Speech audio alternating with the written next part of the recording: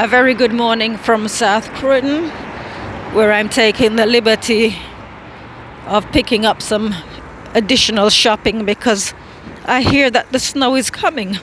And in fact, the snow is coming because as I speak, there are snowflakes falling on top of me. Very lightly, but nevertheless, you never know what the day will produce. And I live risk-free, world's biggest chicken, so I don't tend to go out when it snows, especially when the snow is thawing, because that is when you're going to fall over. So I don't take those kinds of risks. So this is why I'm out now picking up shopping, just to make sure that my sister's going to be fed and watered. I can survive on popcorn. My brother introduced me to sweet and salty popcorn. So it's both sweet and salty, and they're very nice. A lot of fiber, so that's my excuse. But I can actually survive on that, but my sister needs proper food, so I'm out and about picking up popcorn for myself and provisions for her. But anyways, I was going to talk about Mr. Joe Biden. I saw him, someone did a video yesterday, Pockets of the Future, and he was basically doing a commentary on a speech that Joe Biden was giving. And it was all about spreading fear. And all I could think of, look at these people. They're all dodgy, these politicians, people in positions of power. And, well, I've always said the only power they have is the power that we give them. So in order to get more power, he was trying to ramp up fear of Russia doing a nuclear strike, which I laughed at. Not laughing at the threat of the nuclear strike, not that I care about that, because they only die once anyway, but the idea of him trying to take more power by scaring people. So the very people who are the enemy are either so-called politicians. When I say so-called politicians, I mean so-called leaders. And man, it's snowing. Right, so these very people who are supposed to be our protectors. When I say are, I exclude myself from that, because I would have to really lower myself in order to put myself in that category.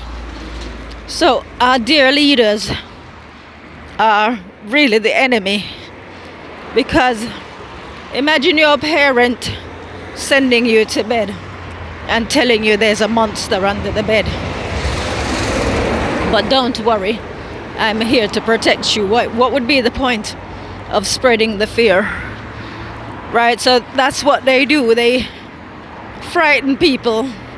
It's basically Monsters Inc. At the time we watched that at the cinema when the nieces and nephews were small children, we just saw it as a funny animation. But then you see what it's really about. It's all about generating fear and using that as a power source. Anyway, that's what I was going to talk about. But as I was in Tesco's, I came to the newspapers and magazines aisle. If I hadn't been banned from Facebook, I took a picture of it. I would have been sharing the front page of The Sun. And it's all about, I'll put it on Twitter actually, and then I'll share the link, seeing that I can't access Facebook. But it's all about energy prices going up. And The Sun pleading with the Chancellor, Richie Sunak, to do something. Before I left to come to the shops, I said to my sister, that, because I was up quite late listening to YouTube. There were some good videos that went up. So I was listening to these commentary videos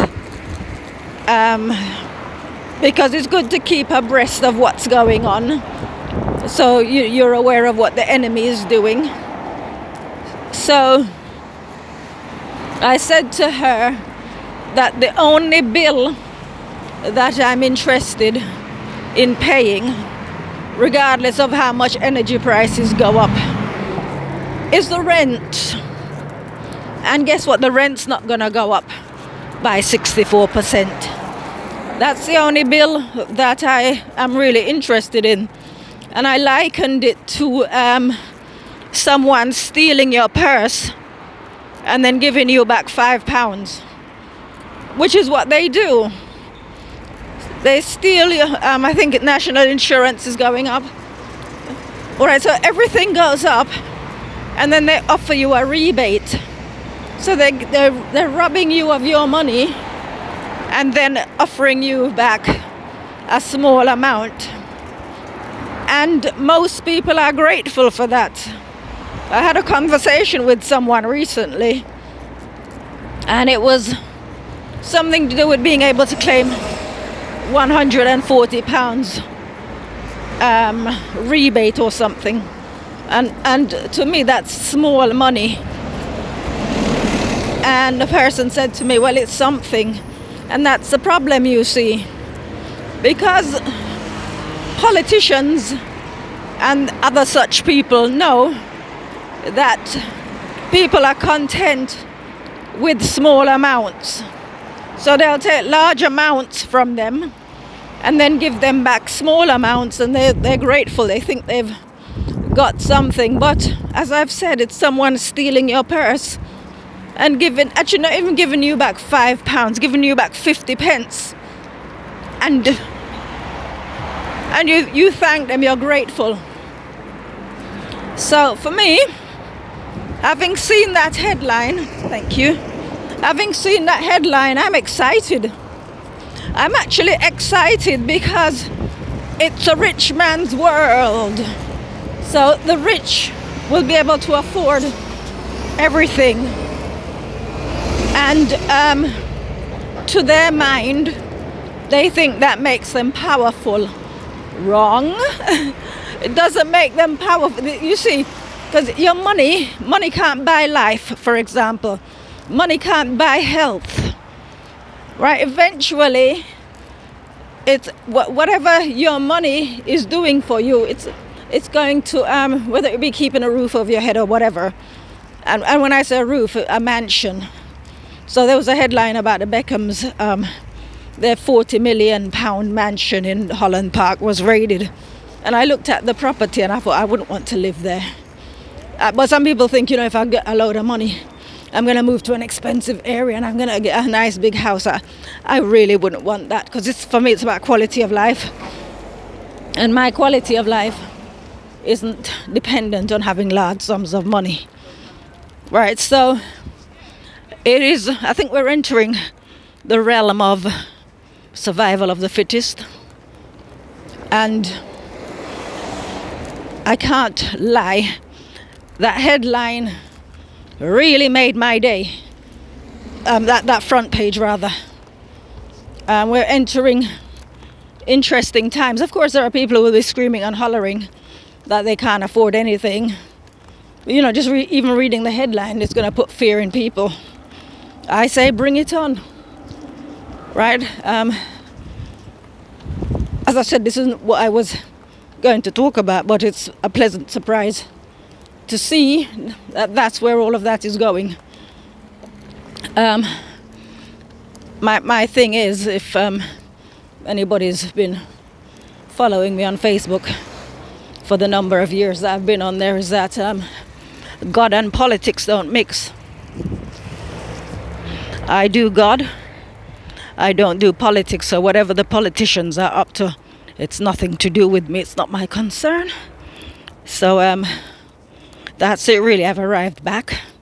I'm huffing and puffing because I've just climbed a hill with a rucksack on my back and a heavy bag of shopping on my right arm. So now let me go and empty these out, sort my sister out, and commence the day. So I'm going to be doing a little bit of research into how much household bills will be going up by. And I mean, there are lots of people who won't be able to afford it. It's not like I'm heartless or anything, but it's just that we need a shake-up.